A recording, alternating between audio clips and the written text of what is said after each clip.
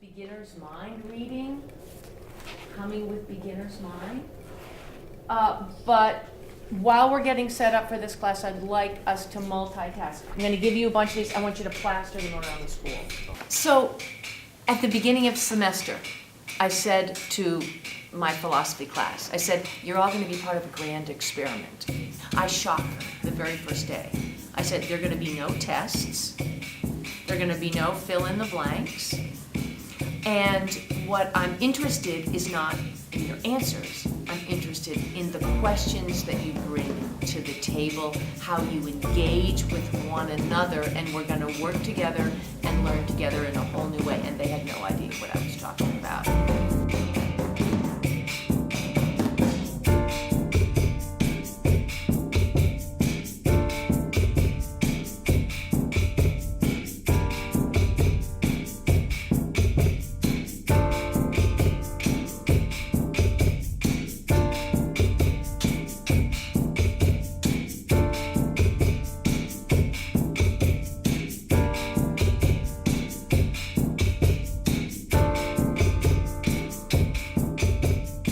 When we talk about Socratic dialogue in the classroom, what we're really talking about is moving from, as I said earlier, teacher-centered, where teacher tell you what the right answer is, what you have to know, right? We're moving from that to teacher asking questions. And you know, I tend to do that a lot. And I jokingly said, I'm not going to tell you anything in this class because I don't know anything. I just made more mistakes and been on the planet longer. Well, that's true. But oftentimes you're in classes where teachers will be asking you questions. That's the traditional Socratic method. School transformation goes on at the macro level with the move towards proficiency-based graduation requirements, but I'm particularly interested in the classroom. And I was blessed to be granted a Rowland Fellowship for 2016 to 2017, and my particular interest has been how can we move classroom teaching and learning from being a teacher-directed activity to a teacher-facilitated activity to really a student-driven activity. Why do you think I gave you this crazy reading, and what does it have to do with philosophy? The whole concept of it is really letting go of preconceived notions. Like, I feel like that's what every point really gets at in the end. And when you're trying to find the answer to these big questions that philosophers try to find, you really can't go in with preconceived notions, because if you don't let go of them, then you're going to block yourself, and you're not going to end up getting to the places you need to get to in order to answer the questions. So the question then becomes, how do we move the classroom? And what are the different mindset shifts that have to happen, and what are the different skills that students need to adopt, and really new skills that teachers need to adopt to change classroom practice? Which handout? This beginner's mind handout. Can I look at it? Yeah. Okay. And we may bring up some questions from the Why Ask Why reading. I watch my grandfather whenever I walk with him. He always walks so slowly, and he was a professor in philosophy when he had a job. Now he's older, so he doesn't have a job. Anyways, he always walks so slowly, and I was trying to figure out why he does that. Maybe it was just because he was old, but I realized that it's because he looks at everything like it's brand new. This handout, I've jotted down some key points about how we have these discussions. They're called Harkness discussions. When we sit in the round, it's really called the Harkness method, and it's modeled after a method where we say, coming to the table together. So, some ground rules. Everybody's equal at this table. Nobody knows anything more than anybody else. As I said, philosophy is the most democratic subject that you could ever imagine. But when you come to the table, we're equals. All voices are valued. We want everyone to be heard. We want everyone to have an opportunity to talk. You don't have to talk, but talking is easy. I mean, look at me, I'm just like babbling on and on. Talking is easy. Why is listening harder than talking? Kathy was kind of a substitute for us in the beginning, where she would pose the questions that we needed to ask. She really was a major driving force, I think, in the early conversations, because I know, especially for me, I wasn't really confident enough to like completely pose a question to everybody else to keep the conversation going. In the beginner's mind, there are many possibilities. In the expert's mind, there are few. What's with that? I know this goes against like everything we've been saying, but in some ways, do you think like experts keep us alive in some way in like really severe situations? Like, I know like for some people, you know, if you're in the middle of a huge natural disaster, I'd want that expert's opinion on what I should do in that situation. I'm looking at it at a very narrow focus. It's still, at that moment, what's going to keep me alive.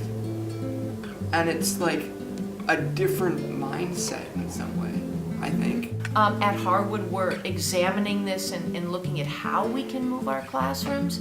It can't happen overnight, because what we need to do is we need to unlearn traditional ways of thinking and learning. The usual way a classroom works is that there's one teacher standing in the front of the room, and your entire focus is, or should be, I guess, on the teacher. The first meeting was a lot of eye contact with Kathy. Now I want to get to the next level. And I think that's really, I think that's a good metaphor for life. We should be aiming just to grow as people. You know, when someone was putting something to the group, they were asking it as a question rather than a statement. I just really like that because, like, I guess you could interpret a beginner's mind as like, oh, I know nothing, but I'm not in love with that because I do know some things, but there's always more I could learn about it. So, like, yeah, it's just accepting that you know some things, but you can always learn more. Is kind of what I took away from that. Because I feel like definitely in the beginning, we would kind of like spit out a little blurb, and then we'd be like, now I'm done with that, and I'll sit back and I'll wait for somebody else to carry the conversation from there. But it doesn't end when you've said your piece. You have to continue listening actively, because that's the most important part of the conversation. Da Vinci and who was the other person? Edison. It's not that they had a different version of common sense, it's that they were like intuitive and they cared about what they were learning. And you had to kind of bury yourself in what you were learning about. And it's not common sense. I think It's I just like, agree with you, but like kind of different. Like, I don't know if I'd call it intuitiveness, but I think I would make the distinction between common sense and common knowledge. Just learning to work with the people around you really helps smooth out the process. Because once you know how everyone thinks, you can like look at someone and you can be like, oh, okay, they're about to talk. I'm gonna let them talk. And you can just kind of understand where all of your classmates are going with things. Well, right from the beginning, what's really important is I always arrange the room in a circle. Because symbolically that gives the message that all voices are equal, it's democratic participation, and I would oftentimes put the tables aside and have the kids deliberately sit in a circle, shoulder to shoulder with one another. That just sets a completely different tone to a conversation. Also began every class at the beginning of the year with a short collaborative game where they had to learn how to listen to each other, work together, cooperate and communicate, and we would play these trust-building games. So you would put one hand over someone else's, and someone would put their hand over yours, and we would have to bump our hands in order, and it would get confusing, but the idea that stemmed from that was that you had to work on social cues. You had to know when to bump your hand based on the people around you. I'm looking at it at a very narrow focus. It's still, at that moment, what's going to keep me alive. And it's like a different mindset in some way, I think. I think it's interesting how Of you're like, talking about you know, in experts you're saying an expert's mind, but it almost seems like you're talking about an expert by trade rather than his mindset or her mindset. And I wonder if what it takes to be an expert in whatever you're becoming an expert in, if you have to still have that beginner's mindset. If maybe one can be an expert at what they do and still have a beginner's mindset. I agree with Jonathan, because if kind of like when you're an expert and if you know everything, then why keep learning that subject? Why keep going on? So I like kind of what Jonathan said with that, with like, even if you're an expert, you have to have a beginner's mindset to keep going with that. I was thinking along the same lines as Jonathan, and I was kind of thinking about it, like, I was thinking about what makes that expert an expert in that situation, like what makes them preferable to anyone else. I think I'd almost prefer someone with a beginner's mindset. That you're like, oh, there's so much I don't know. And I think that's really what this is about. And that kind of goes back to the whole, is it okay to be ignorant thing? Because that's kind of like ignorance versus openness. There's a little quote. So, not always so. It's a good little phrase to carry around when you're sure. It gives you an opportunity to look, again, more carefully and see what other possibilities there might be in the situation. And I think that kind of embodies what our conversation is currently about.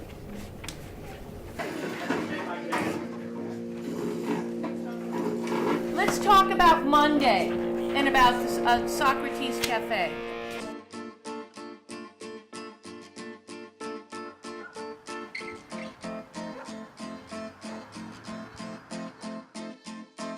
You know, I don't know if it's ironically or naturally, but we've been doing Socrates Cafes as part of the work in my philosophy class for the past 7 years. The Socrates Cafes that we do here, they're modeled after Christopher Phillips, the creator of this idea of the Socrates Cafe.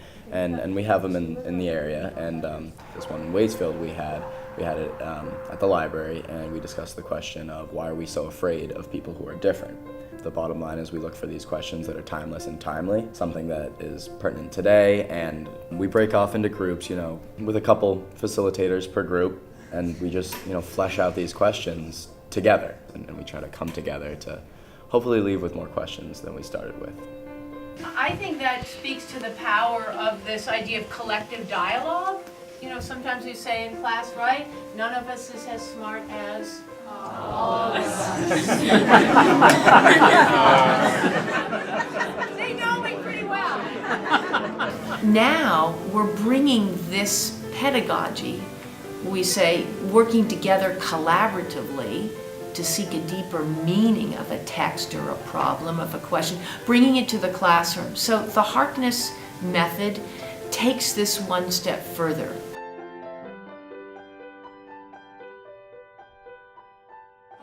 So, we read this little story of this guy who was pushing this ball up the hill. And what happens when he gets to the top? What does that fickle finger of fate do? Boom. Sorry. So we said he's condemned to life. And I think I asked you the last time I saw you, do you ever feel that your life is like the myth of Sisyphus? Here's a short video. Let me know what you think. Jonathan, you want? When students become familiar with that pedagogy, I ask them to say, we're going to step back and take this one step further. And then I introduce this idea of what we call the Harkness table, where everyone comes to the table with an equal voice, with equal potential to engage and to learn from one another. That's the really hard shift, to move from a teacher-facilitated to a student-driven classroom. A Socrates Cafe is a dialogue to seek deeper meaning of a question. The Harkness table takes this way of working in a circle at a more targeted level with a specific purpose, to talk about the results of a science experiment, for example, or to talk about Hamlet or a particular reading, or as a way to debrief and unpack a film. So we're gonna use this Harkness method. We're gonna work together to try and unpack this. This is difficult. This is college level work. You study philosophy in college. So it's how to use classroom content in a different way. You don't have to change the content of what you're teaching. It's just a different pedagogy to get at some of the deep learning that we oftentimes don't reach in schools when teachers talk all the time. What do you think he means by this?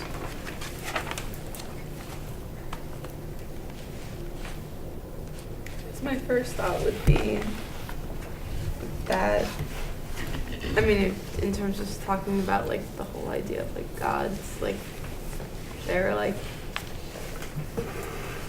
only like we can be immortal. I don't know that much about Greek mythology, first of all, so if anyone wants to, but like you can't, like immortality is kind of a thing reserved for a higher power.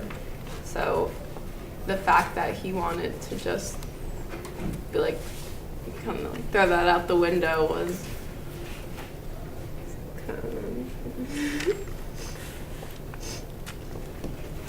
Is his hatred of death like dying, or is it of like the actual death, like in the story? That was to constitute his torture at the same time crowns his victory. There's no fate that cannot be surmounted by scorn. Holy cow. What's he talking about here? You know, the lair of the gods normally would be idea that it's, really high up, Mount Olympus, whereas in this, once he's climbed up, he leaves the heights and gradually sinks towards the lair of the gods. So to him, the lair of the gods is below him. When he's pushed that up, he's beaten them in some way or another.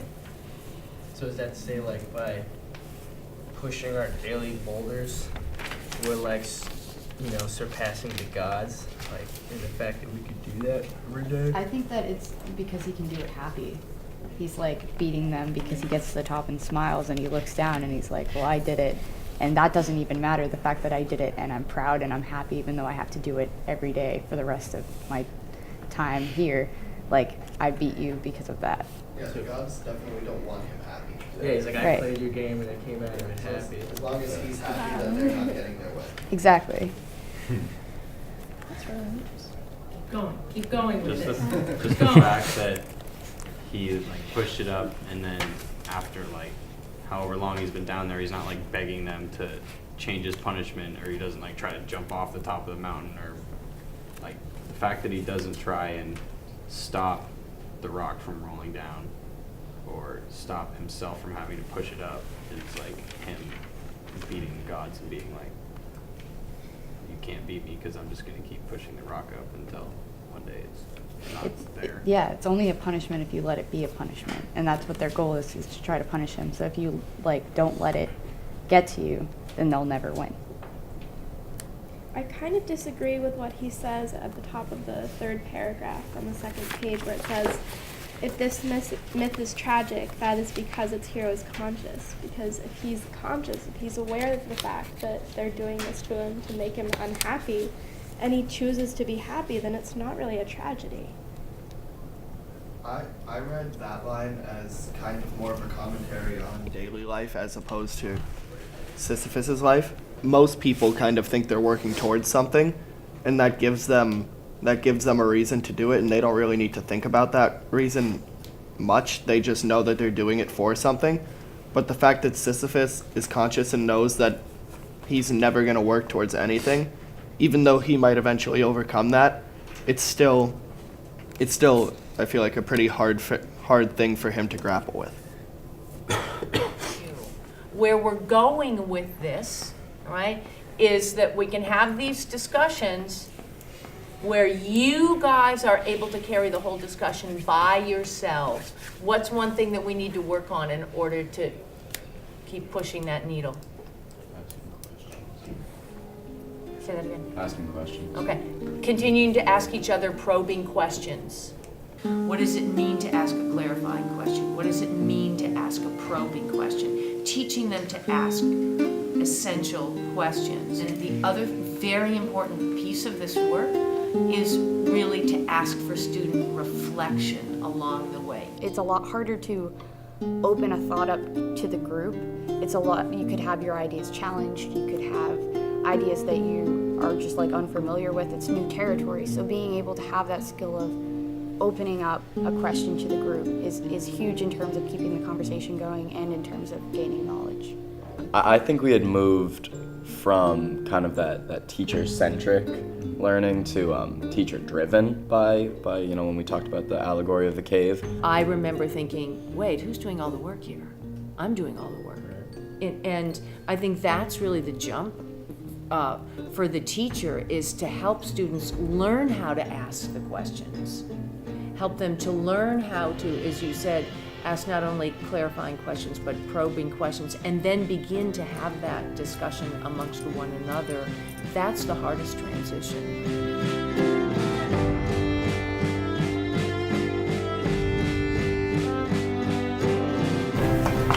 This is our last time together. This semester. Not only this semester, in high school. Today we had a final culminating activity, which was a discussion of this book, Man's Search for Meaning by Viktor Frankl. I definitely came into this class thinking that the discussion was going to start at least with you giving a little nudge, like, okay, so like what are first thoughts, and then you'd back out.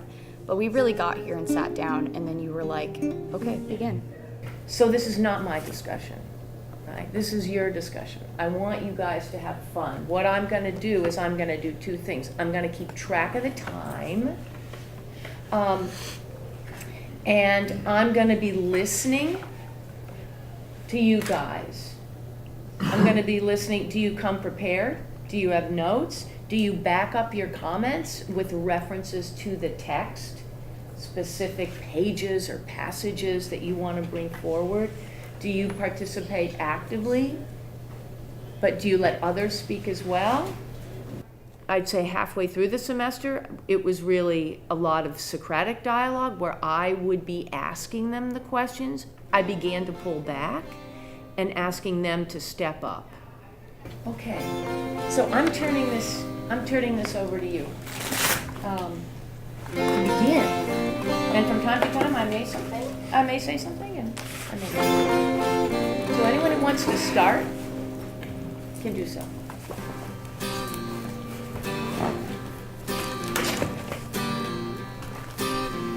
I think that's still the hardest part of the discussions, is starting, because with something like A Man's Search for Meaning or The Dark Knight, there's so much to talk about that just finding one point to grab onto and start at is really hard. And I think it's finding that healthy balance of starting a conversation with something general enough that you can then go into it, and not taking that conversation too far and making sure you get into the real discussion soon enough. I thought about that quote a lot, that there must be meaning in suffering. And it seems like whether it's given by someone or whether it's some higher meaning that was there before, it seems like there definitely is a lot of meaning in suffering. There is only one thing that I dread, not to be worthy of my sufferings. These words frequently came to my mind after I became acquainted with those martyrs whose behavior in camp, whose suffering and death bore witness to the fact that the last inner freedom cannot be lost. And that rolls right into Cam's quote. I thought it was kind of important for us to talk about that paragraph before Cam's quote, because that really dives into the idea that under any circumstances you still have freedom, that you can choose who you want to be and how you want to react and how you want to paint the picture of your life. We who lived in concentration camps can remember the men who walked through the huts, comforting others, giving away their last piece of bread. They may have been few in number, but they offer sufficient proof that everything can be taken from a man but one thing, the last of human freedoms, to choose one's attitude in any given set of circumstances, to choose one's own way. That's kind of like that ultimate freedom that Sartre likes to speak of, and then it's interesting how just like for I think it was Camus, how in their most enslaved time they felt that absolute freedom. Like, I have never ever read a book or read anything on this type of experience from any encampment or just being like this from any person, it's normally horrific, it's one-sided, and this time it's not. It's gotten to points where it's a whole different point of view, and it kind of makes me feel differently towards also not just the prisoners, but also the Germans and the soldiers and the SS officers and all that. But I think in a situation like this, I think it does bring out human nature. Just because it was so interesting, and just like you were saying, it's really detail rich, and I really love that kind of writing. So it was just like, And I think what was really, really cool about this was that it was less like action-filled sequences of what events happened in those camps, and it was just raw human reaction to everything that happened. I asked her questions and she answered. She asked me questions in return and I answered. I think this was a quote from when he was marching, and he's looking out at this world and he's not there. Like, he's remembering everything that I guess he had, everything he has to hold on to in that one moment that can't be taken away, because you can't take away people's memories. He is able to come at this with the same empathy as someone who hadn't gone through this, in a way, where like as this man comes from a very bitter place, and I think it's an incredible feat that he was able to keep his empathy. but I feel like it's not exactly the same as someone who hasn't gone through it. It's just like deeper somehow. Like someone who hasn't gone through it just wouldn't tread on oats on principle, like, oh, you don't do that, like that's something that someone else is growing for money, like you just don't do that because those are the rules of society. And then this man who's treading on them realizes there aren't really any rules to society because of what he'd been through, and so he's angry about that. But then Frankel is like on a whole different level where he's like thinking about all kinds of other implications to doing something that neither of those two men before him had even thought about. But somewhere, I don't know if it's human nature or if it's just something that everyone's got, but I think there's a potential to do good. And I think that those outliers show that we all have that potential. Today, I bit my tongue because I wanted to get in there. I wanted to say some things, but I'm reminded your comment is powerful instruction for me as a teacher. If I had designed the question and I had said, I want you all to think about this one thing, that would have guided the discussion. It wouldn't have opened up this deep curiosity that you explored. And for the teacher, you have to be willing to let it go and not intrude. You guys feel that we could keep talking about this? Oh yeah, I really like 18 more points going on. Okay, all right. So that's the point. That's part of a good discussion, right? So let's talk about this. Let's just talk about how this went. When I was reading it, I was like sitting at home thinking like, oh my god, like what am I actually going to talk about? Like this is so heavy. Like there's so much going on. There's like so much detail. It's so unique. We all had things that we talked about. I think that's partially because this is such an interesting subject matter. Yeah, there's very little dead air, I noticed. Like, we were kind of like, kept going. We're almost like piling on top of each other because everybody was like, we had multiple instances where like I would start saying something, and Cole would start saying something, and then Hunter would try to start something, and then Cam and Jonathan at the same time. It was Really valuing what other people had to say, like above like your own responses. Like I noticed that a lot, and it was just it was really cool to see that. I've definitely been surprised in this class by some of the things that people have said. Like either I wouldn't expect them, or it was something that I never would have thought of on my own, or anything like that. So I guess you just have to be really open to the experience and be ready to respect not only others, but definitely yourself and your ability to learn on your own. I think it's hard as a student to get behind the idea that you can know just as much as a teacher. and that your opinion or your ideas should be just as valued as the answer given by a teacher. When you guys look at where you were 5 months ago and now, what do you feel is the greatest difference?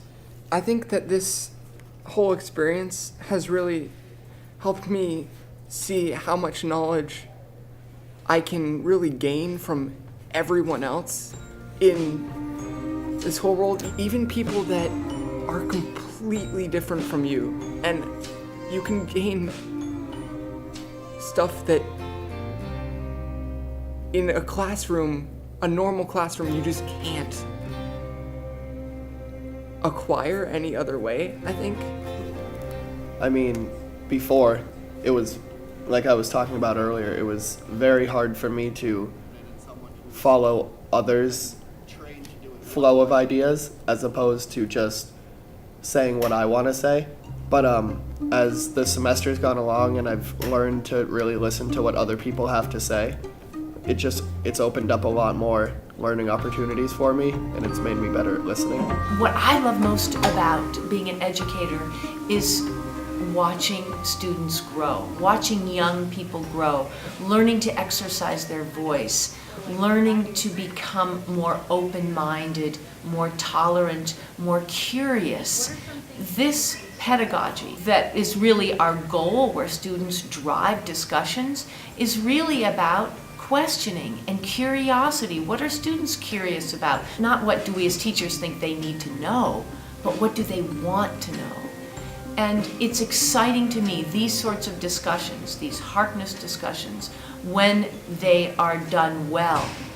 The sign of a good discussion is when people feel incomplete, when they want to say more, when they wanted to continue. All right, let's say Socrates. 1, 2, 3. Socrates. 1, 2, 3. Socrates.